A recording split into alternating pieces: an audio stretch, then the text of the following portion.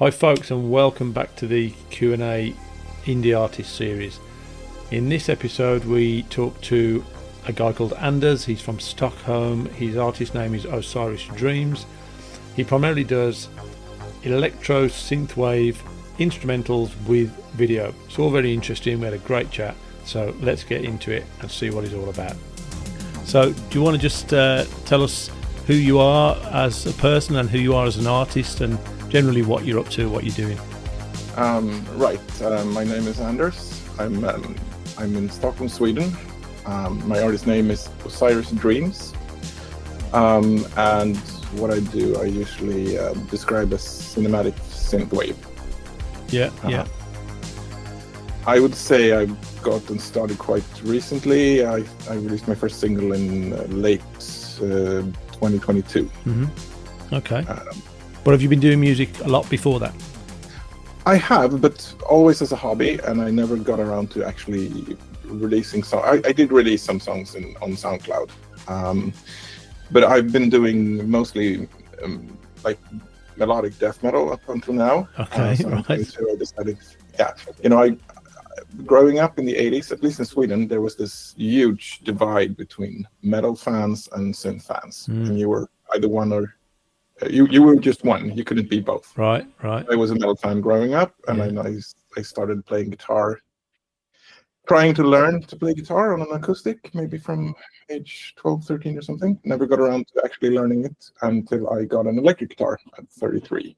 So then I started actually playing and recording. And I have a YouTube channel which does where I do like music production for beginners, basically. That's the tutorials for beginners. But I've also, when you got into the 90s and a little bit as a young adult, I realized you can actually listen to more genres than one. So I listened to a lot of synth, like Depeche Mode, Vangelis, Jean-Michel Jarre. Yeah. A lot of those. So I just decided I wanted to try also musically to express myself in something else. And I basically watched a tutorial on how to make synthwave on YouTube, and then I made my first song. Cool. Yeah. I did look at some of your stuff on YouTube and TikTok as well, and I see some of the clips, and it's all very visual, and there's a lot of visual stuff going on as well. Yeah, I've always since it's the synthwave stuff is instrumental. I usually want there to be a theme or a story, and it's really hard to express in just an instrumental tune. So I think it needs its music video to go, and it's kind of obvious way to go with like retro computer graphics inspired kind of stuff. Yeah, I mean, I get quite a few instrumental tracks submitted through various platforms, and it is definitely, if there's a visual element to it in a video, it makes a lot of difference. It makes it much more engaging for someone to latch onto a little bit. Even if you're not listening to all the music, you're kind of watching what's going on. So what are you using in the way of using a DAW? You on synth, virtual synths or real synths? No. I'm a software engineer. And a software architect. So for me, it's quite natural to go into the software side of things. I've never been, even with guitars and metal, I've always used like amp synths from basically day one. Yeah. I think I have one physical amplifier that I never use. Yeah. So going into like synthwave, it was super obvious for me that I wouldn't become this hardware modular synth guy with big chords running through my studio, etc. So basically, I'm using Reaper, and then I downloaded Synth One, which is it's an emulation of a Nord Red something. Yeah. And that was so that was my like entry point, and I also liked the kind of restriction it made into. It kind of kept it retro because you can't. It has its restrictions. It also had a lot of patches that you could download to get. And are you on PC or are you on Mac? I'm on a Mac. You are. How did you find that? Okay. But that was also an easy switch because I was on Windows a couple of years ago using Reaper, and now it's Reaper on Mac. That's not in the DAW. That's not a big difference. It's also portable. You could basically run the same project on Windows and on Mac if you manage to get all of the plugins named correctly. Yeah.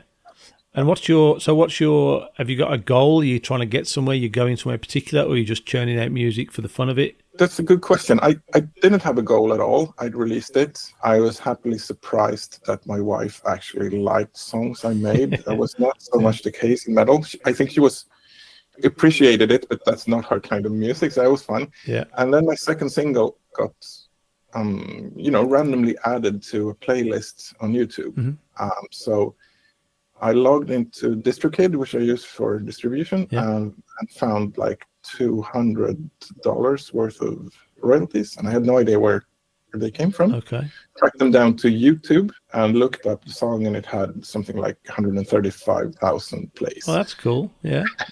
I think that's where a slightly higher ambition maybe started. It just seemed that you could actually get some traction. That would be fun. So then I started to put a bit more energy into it, and a little bit more thought into also how to promote it and stuff. Yeah. And are you doing much in the way of promotion? Are you promoting it? Not at all. I try to make an effort, like you said, for the visuals. Yeah. Maybe for a promotional text, but then it's basically Submit Hub and getting onto some playlists. I have a full-time job, 3 kids, an old house, a couple of dogs, and it's the time for promotion is kind of scarce if you also want to make music. Yeah, and it depends really where you want to go with it. I mean, promotion in a lot of cases nowadays just gets, generally it might get more views, but does it lead to anything more than that? Maybe not really. It's difficult. I think, I see a lot of people getting really hung up about numbers. It's people who are actually playing it and like you say, getting revenue from it. That's where it really counts. This is not going to be my livelihood. It's just an ego boost to see the numbers, so that's nice. But I'm not, I turned 50 this year, so I don't think the idea of going on tour, doing gigs, rehearsing, that stuff. I think that's I'm a bit past that, and that's fine. But I'm really thankful for the internet now that you can actually get your music across without doing all of that kind of heavy lifting.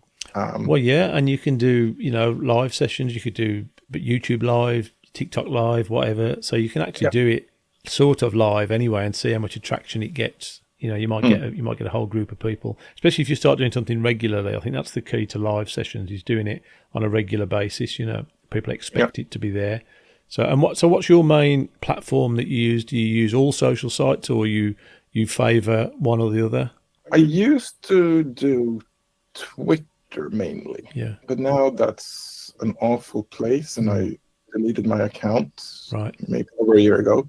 I think for promotion, YouTube is still my, Spotify and YouTube. None of them are actually really good. My numbers aren't very good at either of them. I think YouTube should be my main platform, since I actually do make videos for the songs. So it should make sense to be there.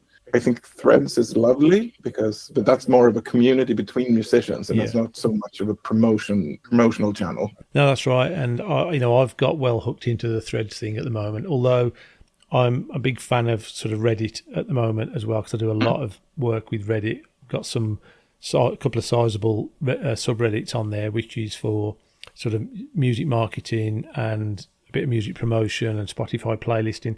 In fact, that might be something. If you're on Spotify playlists, you're on some Spotify playlists, are you? I am, but the big ones are usually like a limited time. So if you get accepted, you're like on them for 3 weeks or something. So, but I'm on a lot of smaller playlists, especially like the Threads ones, where the community ones. Yeah. But I've also done a bit of promoting on Reddit, although I think I promote my tutorials channel more on Reddit than I promote my synthwave songs, actually. Yeah, I find it a strange place, Reddit. But it doesn't suit everyone. But I think if you use it correctly, treat it properly, you can get a little bit of interaction going. Yeah, some people just don't like it, So there are good and bad parts of Reddit. Oh, for sure. What I'm doing, obviously, I don't know if you've seen but I'm doing my website and that sort of stuff as well, where I try and post new artists, and I do things through Groover and a bit of Muso Soup.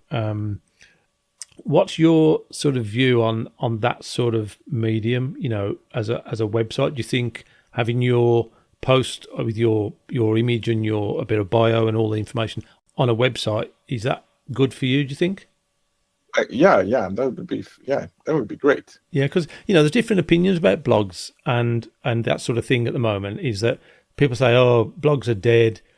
I never intended it to be a blog. I just intended it to be a website to post people's music on.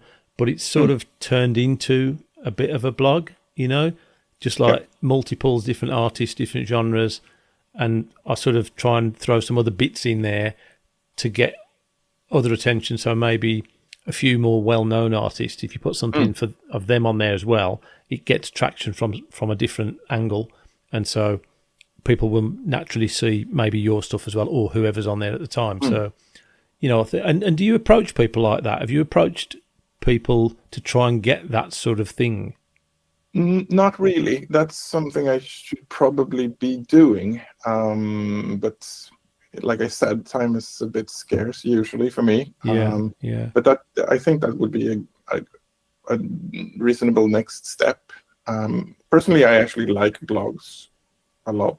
I like them, especially if you're looking for information of some kind. I would 9 out of 10 choose to read it over watching a video. Yeah. That's me who's doing tutorial videos, but still.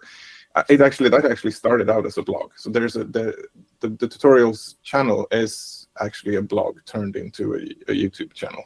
Yeah, I mean, I imagine there's a bit of a niche in the style that you're doing. There'll be particular articles or bloggers or reviewers, whatever, who are definitely in that niche. I listen to quite a few of the tracks. There's definitely, I think, an angle there from what I've heard. Looking. Because I looked at a lot of other websites and blogs, to try and look how I should present mine. I think there's definitely an avenue for stuff like you're doing on those places. But of course, the problem is always trying to find them and then get the message to them and get them to actually take it on, because I, even as small as I am doing what I'm doing, just as part-time really like you are, I just get inundated with emails and messages, and it's good because you want to try and help everyone, but there's just too much. Yeah, that's maybe the other side of democratization of distribution, is that everybody can do it, so everybody does it. Yeah, I think still that's a better way, and going back to gatekeeping of like it was before, but of the record labels and that sort of thing. Yeah, but it's sort of gone a little bit the other way now, in that there's so much coming in, so many people doing it. It's just hard to find out. Which brings me to another point. How do you feel about, because you're a solo artist, obviously, I guess. Yeah, I spoke about this with someone the other night on a similar thing. Really, I'm wondering, do you think in any way that you might be limited by not having interaction from any other collaborators or their opinion on a particular bit of music? Absolutely. You think so? One of the biggest, of course. I think one of the biggest leaps, or some of the biggest leaps I've done in music, have been definitely connected to input from other people. I actually came into contact with a much more well-known synthwave musician on Threads, who just helped me out with the production a lot on the EP. And that was a bit of harsh love. But I can take it, and it was very, very, very constructive in the end, and it's helped the end product so much. But he would say stuff like, sounds like reverb on the drums, what the hell is this? And I was like, maybe there's a little maybe. It's like, can't do it like that, you have to gate it, come on man, you have to gate the reverb. Like, okay. And I upload it, and he's like, okay, we're getting somewhere. Cut it at 4K, 2 decibels at 4K, and then I post it back, and I'm like, well, I think there's a lot to be said for that. I mean, I'm a big believer in letting someone else have an opinion at least, and maybe to some degree let them remix some of your stuff possibly, or have a go with it, because it's so difficult to get your own mind off what your music is all about, and to say, well, I don't want to veer off this road at all, but somebody else can hear something completely different to what you hear. And like you've said, they can open your eyes or your ears to something different. You may like it, you may not, but at least if you experience it, you can then make a decision and go, well, I don't like what that is, or I do like it. In your case, in one instance, it obviously sort of enlightened you a little bit. Yeah, quite a lot, I would say. So, and also I said that you're giving me free advice that people charge a lot of money for. And he was like, nobody helped me out when I was starting. I'm trying to give back. So I'm trying to do the same. I don't think I can do kind of the same, production mentoring, but I'm trying to, contribute in other ways. I have a lot of experience with programming, with tech, with all of that stuff. So I try to help people out in the areas that are my expertise and actually my professional expertise. Well, definitely. And, that's part of the reason I'm doing what I'm doing. I never intended to get into this at all, really. I was doing collaborations with other musicians. I was doing online collaborations, all sorts of things, like a little bit of production, a little bit of mixing. And I still do a little bit of that. But I just felt there's so many people trying to get themselves noticed a little bit more, in any way at all, and getting nowhere. And even now, you see it yourself every day on Threads. People's posting. I've posted 50 Instagram reels and I've got no followers and no views. What's going on? Now, clearly, if that's happening, something's wrong. Really, generally. But again, a lot of people don't like to hear what that wrong is. And, I agree. And I'm not a super expert in any of it, but I've done a couple of years now of this whole blog thing, and certainly from I know what I like to get from someone if they want me to post their song. I know, and I'll tell them time and time again. I need your bio, I need your press kit if you've got one, I need some high res images, I need some black and white images, I need all your links to your social media stuff, because that makes it much easier, much quicker for me to put it on the website. And I'm much more willing to do that. But if I've got to start trawling around their Instagram feed trying to find a picture, the other week somebody sent me, and I couldn't find a decent picture. So I went on their Instagram and I pulled a picture off and I just used it. And then they sent me a message saying, oh, would you mind changing that picture because it's me on my holidays and I don't really want to use that picture. I go, well, why didn't you just send me a picture that you do want to use then? Yeah, I think there's something to be said for helping people understand what the hurdles are. That's certainly one. It's just if you want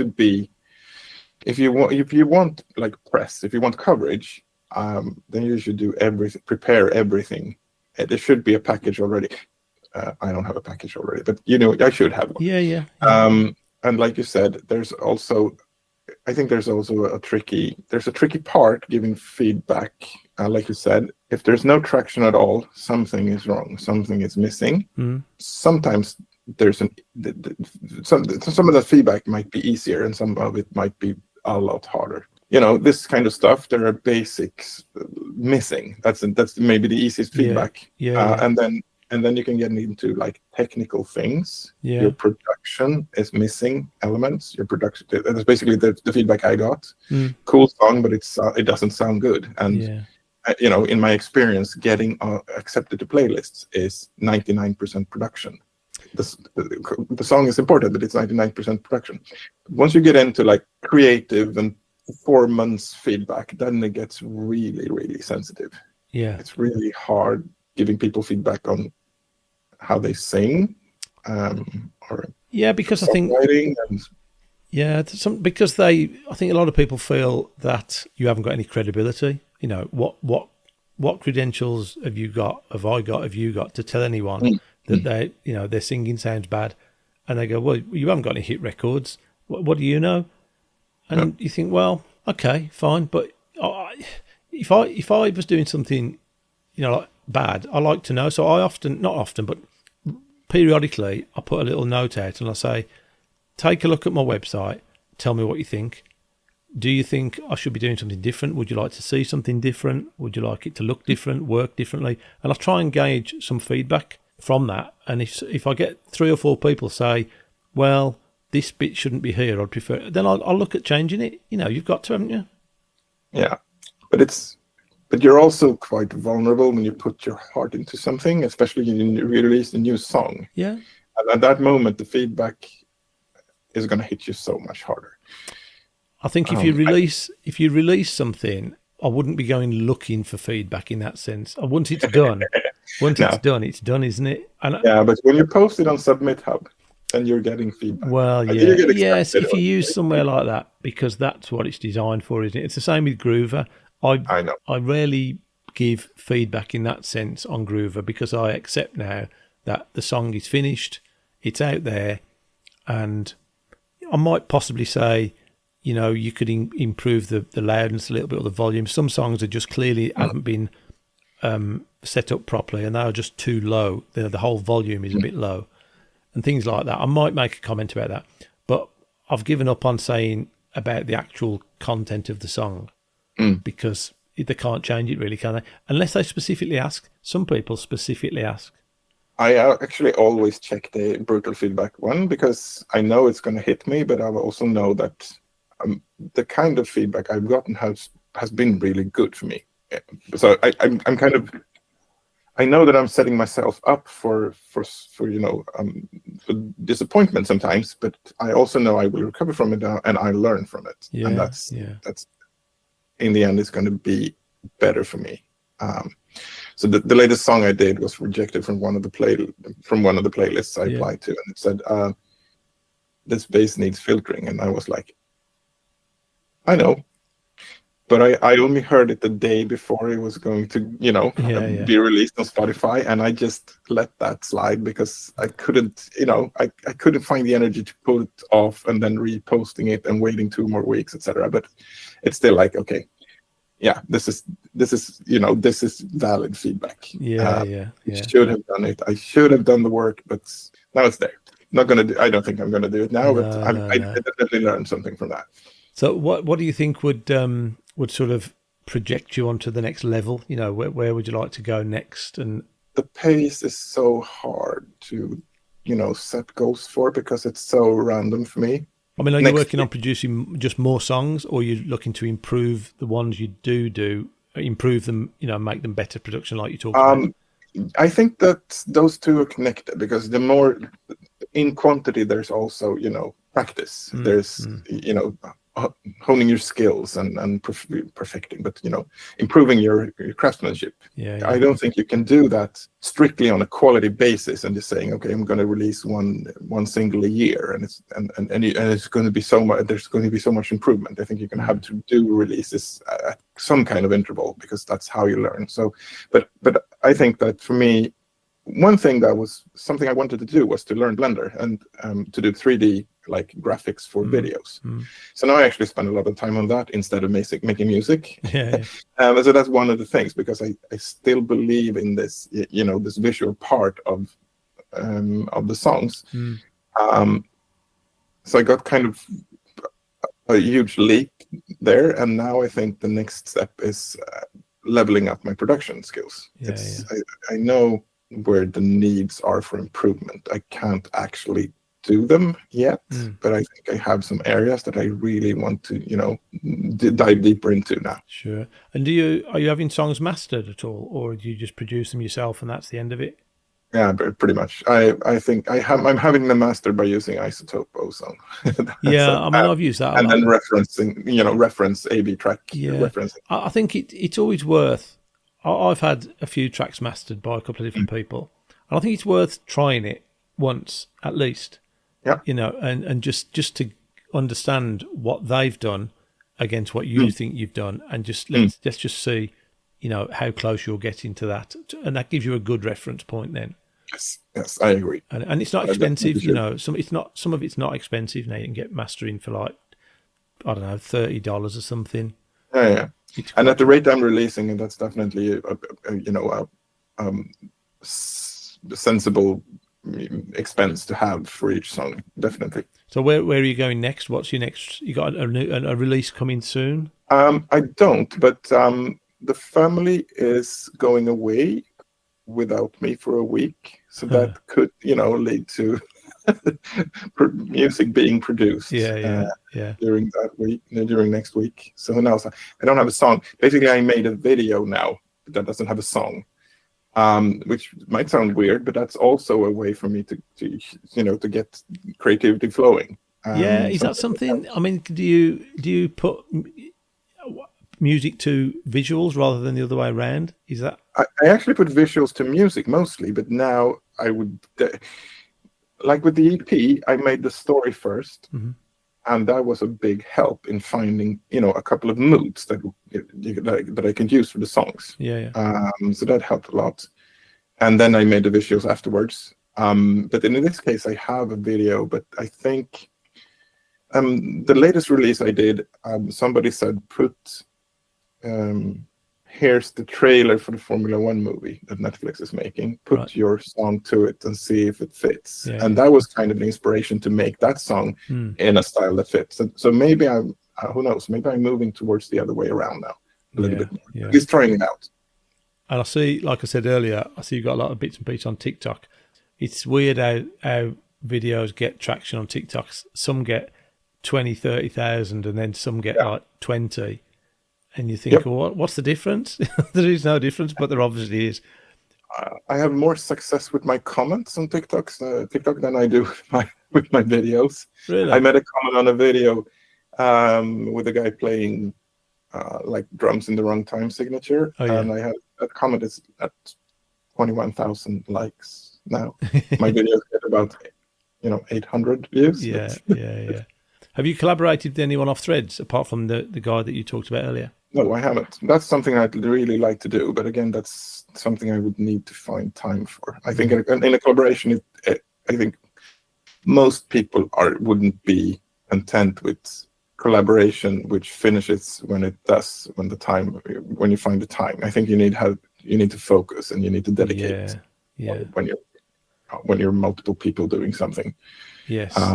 So I'm a little bit hesitant to commit to it because I don't know if I can live up to it, Oh, I don't think too many people are that bothered. I mean, I've spoken to lots of people about collaborations, and lots of people have said, "Oh, but I don't think I'm good enough, and I'm not. It's not going to be very good." And I'm thinking, well, individually, a lot of people might not be so good, but that's the idea of a collaborative thing: is that you can bounce the ideas off each other as long as you're open to people's ideas, and you can make it good. Yeah, but I think that a collaboration would probably be with someone who is not, another one of me. It would probably be vocals, or something that would really, add an element that isn't there in my music right now. Have you used a site called Compose? Nope. Kompoz, and that's like there's a very wide range of people on there of different talents, but effectively it's people out there looking for collaborations. So they post their idea and they're looking for that. They'll say we're looking for a guitar, we're looking for vocal, we're looking whatever, and you have to filter through it. But there's some okay stuff on there. I think there's also inspiration from just seeing what other people look for. Even that would be probably. I think that's another thing that I'm looking to do now is get guitars into the synthwave stuff. I've really struggled with it because I don't know, whatever I do, it has too much of modern metal in it that won't fit. I struggle somehow to just channel the 80s playing. Even if you just splash a heap of reverb on it, it still ends up being a little bit too aggressive, a little bit technical, a little bit too obviously not, retro.